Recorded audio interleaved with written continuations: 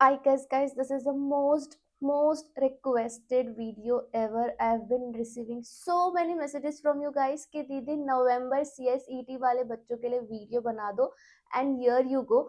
आज के वीडियो में मैं सब कुछ बताने वाली हूँ, right from the registration to study strategy to study routine, CSET के बाद आपको क्या करना चाहिए, लास्ट में ना एक स्मार्ट ट्रिक भी बताने वाली हूँ जो आई डोंट थिंक किसी ने किया होगा, कभी सोचा जरूर होगा बट किया होगा कि नहीं पता नहीं।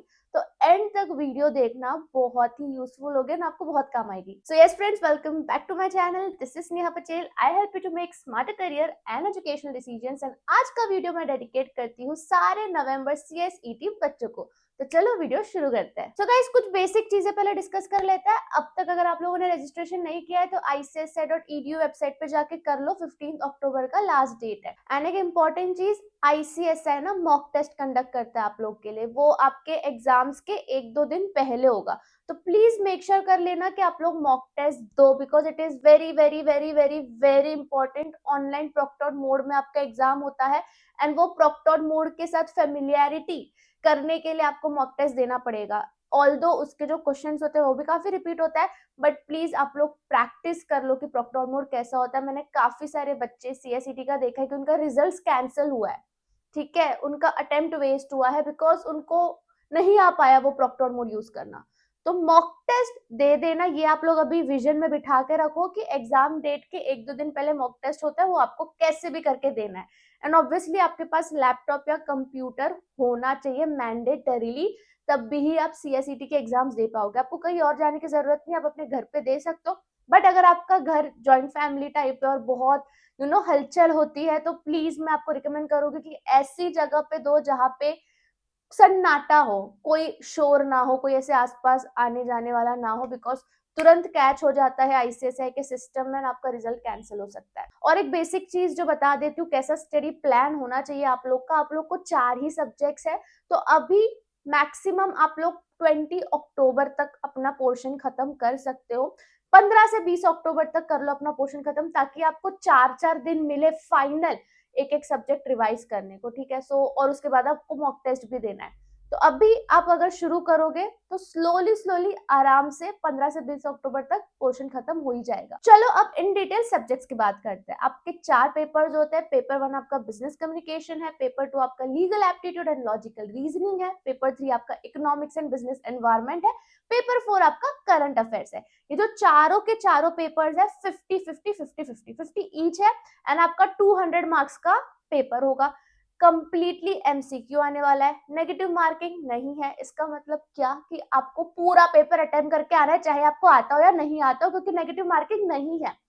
आप लोग मेरी बात मानोगे, अगर मेरे टाइम पे फाउंडेशन हुआ करता था तभी भी नेगेटिव मार्किंग नहीं होती थी, but there was this girl who once told कि यार मेरे को गलत आंसर नहीं लिखना, टिक नहीं करना, चेकर के सामने गलत इंप्रेशन पड़ेगा। एंड उसकी वजह से उसने टिक नहीं किया जो उसको नहीं आता था। वाई? बिकॉज चेकर के सामने गलत इंप्रेशन पड़ेगा। अरे यू हैव टू अंडरस्टैंड कि यहाँ पे कोई चेकर नहीं है, आपका चेकिंग ऑनलाइन मोड होता है एंड गलत इंप्रेशन पड़े तो भी कोई फर्क नहीं पड़ता, बिकॉज नेगेटिव मार्किंग नहीं है। तो प्रोबेबिलिटी होगी कि अगर सही निकले तो आपका स्कोर थोड़ा बढ़ जाए, है ना। तो प्लीज ये बस मुझे क्लैरिफाई करना था कि आप में से अगर एक बच्चा भी ऐसा सोच रहा है कि मुझे चेकर के सामने गलत इंप्रेशन नहीं बनाना, तो छोड़ दो, ठीक है, ये सारी चीजें। पहला मोटिव आपका ये होना चाहिए कि पूरा के पूरा 100% पेपर आप अटेम्प्ट करोगे, ये आप अपनी किताब में लिख कर आ जाओ।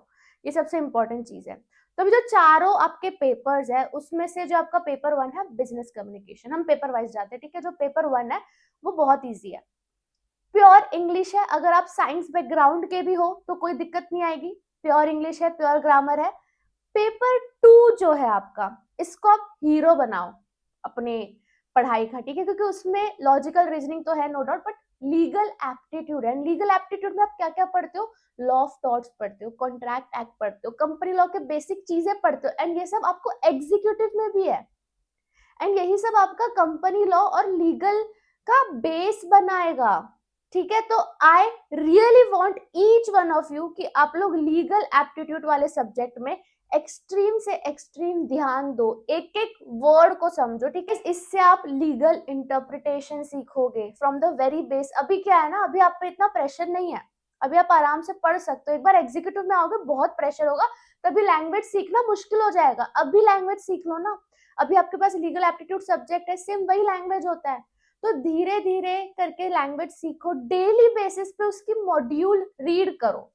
मुझे चाहिए कि आप लोग लीगल एप्टीट्यूड की मॉड्यूल डेली रीड करोगे, वो अभी नहीं तो आपको एग्जीक्यूटिव में जरूर काम आएगा, and you will thank yourself. तो पेपर 2 में आपको एक्सट्रीम ध्यान देना है। लीगल एप्टीट्यूड, लॉजिकल रीजनिंग भी टफ है। मेरे लॉ एग्जाम्स के टाइम पे लॉजिकल रीजनिंग हुआ करता था सीईटी में, ठीक है। एंड मैंने उसको हल्के में लिया था उसको, कि चल ठीक है मैं कर लूंगी, मैं मैथ्स में अच्छी हूँ। बट जब वो क्वेश्चंस मेरे सामने आए एंट्रेंस के टाइम पे, उसको सॉल्व करने में, एक एक सम को सॉल्व करने में को 15-15 20-20 मिनट लग रहे थे। एंड आई वाज लाइक, अगर मेरी प्रैक्टिस होती इसको सॉल्व करने की तो मैं जल्दी कर पाती। तो इसलिए लॉजिकल रीजनिंग में प्रैक्टिस रखो, सॉल्व करो। ज्यादा ओवर कॉन्फिडेंस अच्छी बात नहीं है, तो सॉल्विंग रखो। जो आपका पेपर 3 है, economics and business environment, economics तो उसमें काफी सारे टॉपिक्स ऐसे, लॉ ऑफ डिमांड, सप्लाई, ये सब आपने, जीडीपी, एनडीपी आपने 12th में पढ़ा होगा। अगर आप कॉमर्स स्टूडेंट हो तो वो आपके लिए इजी जाएगा। अगर आप साइंस बैकग्राउंड से हो तो शायद आपको थोड़ा पढ़ना पड़ेगा। ये जो पेपर 3 है वो आपके ऊपर, आप कॉमर्स बैकग्राउंड के हो तो आप इतना नहीं ध्यान दोगे तो भी चलेगा, साइंस बैकग्राउंड का तो थोड़ा सा ध्यान देना पड़ेगा। पेपर 4 जो है आपका करंट अफेयर्स, अब ये बच्चों को बहुत टफ लगता है। करंट अफेयर्स की स्ट्रैटेजी अगर मैं आपको बताऊं तो यार, मॉड्यूल से तो नो डाउट करो, बट उतना बेनिफिट नहीं होगा आपको। करंट अफेयर्स के लिए ना, लेटेस्ट न्यूज क्या चल रही है, लेटेस्ट मार्केट में क्या नया प्रोडक्ट आया है, क्या नया लॉन्च हुआ है, ये सारी चीजें बहुत ध्यान देनी पड़ेगी। क्या नया इंसिडेंट हुआ है, एंड इसमें आई इंटरव्यूड अ गर्ल, मैं उसका लिंक डिस्क्रिप्शन पर डालूंगी। एंड ये लड़की ने मुझे एक बात कही थी जो मेरे दिमाग में अब तक है, लाइक करंट अफेयर्स के लिए, बिकॉज उसको बहुत अच्छे मार्क्स आए थे करंट अफेयर्स में। शी टोल्ड दैट इंस्टाग्राम हम लोग स्क्रॉल करते रहते हैं टाइम पास के लिए, उसने अपना फीड ऐसा बनाया जिसमें पूरा न्यूज न्यूज न्यूज हो इंस्टाग्राम पे, एंड फन वे में न्यूज बताते हैं ना लोग, like there is this page Tattva India, ठीक है, आप लोग वो देख सकते हो। तो ये सब चीजों में न्यूज इंस्टेंट बेसिस पे न्यूज आते हैं। तो शी वाज लाइक कि मैं इंस्टाग्राम पे अगर स्क्रॉल करूँ तो मेरा करंट अफेयर्स की पढ़ाई हो रही है, मैं न्यूज ही देख रही हूँ। काफी सारे एमसीक्यूज उसमें से आए थे, लेटेस्ट न्यूज में से, उसके अटेम्प्ट में। तो इस तरीके से आप लोग यूज कर सकते हो नई नई टेक्नोलॉजी का, इंस्टाग्राम का। Even there are so many apps जो करंट न्यूज बताते हैं। तो करंट अफेयर्स आप इस तरीके से पढ़ो। एंड मोमेंट के लिए गलती से भी मत छोड़ना, डेली आधा घंटा इस सब्जेक्ट को दो, अलग से आधा घंटा नहीं तो 15 मिनट निकालो इस सब्जेक्ट के लिए। और डेली बेसिस पे अपने आप को ये टारगेट दो कि हाँ, मुझे 15 मिनट कुछ ना कुछ न्यूज देखना है। तो इस तरीके से आपका करंट अफेयर्स भी हो जाएगा। तो conclusion of all this is कि आपका पेपर जो 2 है, पेपर 1 आप सेल्फ स्टडी करो, मेरे को कोई दिक्कत नहीं है। पेपर 3 सेल्फ स्टडी करो, कोई दिक्कत नहीं है। 4 भी करो। पेपर 2 सेल्फ स्टडी मत करना, चाहे आपको वो इजी भी लग रहा हो। मुझे चाहिए पेपर 2 आपको एक अच्छे प्रोफेसर से पढ़ो, ठीक है, जिसका बेस आपका बन जाए। बेस बनाना बहुत बहुत बहुत बहुत जरूरी है। आपको लग रहा होगा मैम ये क्या, आप इतना क्यों बोल रहे हो, बट ट्रस्ट मी, ये जो बच्चे एग्जीक्यूटिव में आके नहीं अच्छा परफॉर्म कर पाते, ये इसलिए होता है क्योंकि वो लोग सीएसईटी में लीगल एप्टीट्यूड में ध्यान नहीं देते। वो लोग वो सब्जेक्ट को लाइटली ट्रीट करते हैं, फिर कुछ फायदा नहीं है ना। अभी आपके पास इतना टाइम बचा है, यूज करो इस टाइम को। ये हमने सब्जेक्ट्स की बात की, अब हम कोचिंग की बात करते हैं। सो गाइज, यूट्यूब पे इतने सारे अच्छे अच्छे कोचिंग वाले हैं जो आपको फ्री में सीएसईटी पढ़ा रहे हैं, और वो भी बहुत अच्छे से पढ़ा रहे हैं। ऐसा नहीं कि फ्री है तो आपको क्वालिटेटिव एजुकेशन नहीं मिल रहा, बिल्कुल क्वालिटेटिव एजुकेशन मिल रहा है। तो जिनके पास ज्यादा अमाउंट नहीं है इन्वेस्ट करने के लिए, जिनको घर से बैठ के ऑनलाइन एजुकेशन जमता है, भाई आप लोग यूट्यूब पे जाओ, फ्री सीएसईटी पढ़ो, आप लोग क्लियर हो जाओगे, आपको अच्छे से समझेगा भी। बट अगर कुछ कुछ लोग ऐसे हैं जिनको लोग चाहिए होते हैं अपने आसपास पढ़ने के लिए, जिनको ऑफलाइन ही जमता है, I can relate to this guys, because मैं भी उसी जमाने से हूँ जब हमने ऑफलाइन पढ़ाई की। ना, ऑफलाइन का मजा ही अलग होता है, मतलब अपने आसपास लोग होते हैं, प्रोफेसर सामने होते हैं, कुछ डाउट हो तो इंस्टेंट पूछ सकते हैं, वो अलग बात है। तो अगर आप ऐसे कैटेगरी वाले हो, अगर आपके आसपास कोई ऐसी कोचिंग है जो आपको सीएसईटी अच्छा पढ़ा रही है, तब वहां से पढ़ो, कोई दिक्कत नहीं है। ऐसा मैं नहीं बोलूंगी कि आप मत जाओ, बट अगर आपको ऑनलाइन जमता है तो प्लीज ऑनलाइन ही कर लो। आपका पैसा भी बच रहा है, आप घर बैठ के अपने हिसाब से स्केड्यूल में जैसा आपको ठीक लगे वैसा पढ़ भी सकते हो। तो फ्री कोचिंग CSET की है ही यूट्यूब पर, आप जाके देख सकते हो। Now coming to how to study CSET, ठीक है। मैं यहाँ पे आपको एक छोटा सा किस्सा बताना चाहती हूँ कि मैंने जो मॉड्यूल्स थे अपनी, मेरे टाइम पे इट वाज फाउंडेशन, मैंने मॉड्यूल्स मेरी 6 से 7 बार, उससे ज्यादा बार ही पढ़ ली थी फाउंडेशन के टाइम पे। डेली बेसिस पर मैं बस मॉड्यूल मॉड्यूल मॉड्यूल। मेरे को ऑल इंडिया रैंक आई थी, ठीक है, ऑल इंडिया रैंक 18th आई थी मेरे को। ये मेरे फ्रेंड्स थे, बैचमेट्स थे, उन्होंने हार्डली 1-2 बार मॉड्यूल पढ़ा, हार्डली, उनको मेरे से अच्छी rank I.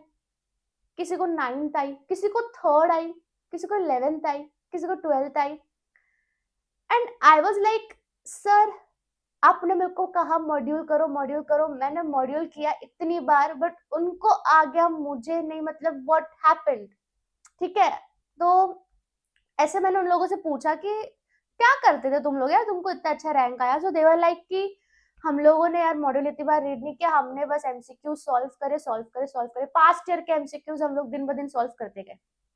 And I was like, मैंने MCQ सॉल्विंग पे ज्यादा ध्यान नहीं दिया, मैंने सिर्फ मॉड्यूल रीड किया मॉड्यूल रीड किया मॉड्यूल रीड किया। मैंने सर को बोला कि सर आपने मुझे MCQ सॉल्व करने इतना क्यों नहीं बोला। And then sir told me one thing कि तेरे को रैंक आ गई है ना, ठीक है, अब तू एग्जीक्यूटिव में जाएगा ना, तब तू देखेगी उन बच्चों से तेरा कितना डिफरेंस बना है। एंड मेरे को एग्जीक्यूटिव में ऑल इंडिया रैंक 9th आई, वो लोग पास भी नहीं हो पाए।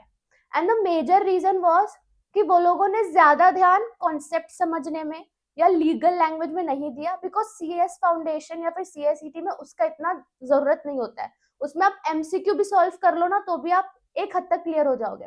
बट जब एग्जीक्यूटिव में जाते हो तो कोई फायदा नहीं है MCQ सॉल्विंग का, पूरा राइटिंग है। चलो हमारे टाइम पे 3 सब्जेक्ट थे एग्जीक्यूटिव में MCQ, बाकी तो पूरा राइटिंग, आपको तो पूरा राइटिंग है अभी। तो तभी आपको लीगल लैंग्वेज आना चाहिए, आपको केस स्टडी सॉल्व करनी आनी चाहिए, जो मैंने CSET, जो मेरे टाइम पे फाउंडेशन था, उसी में कर लिया था।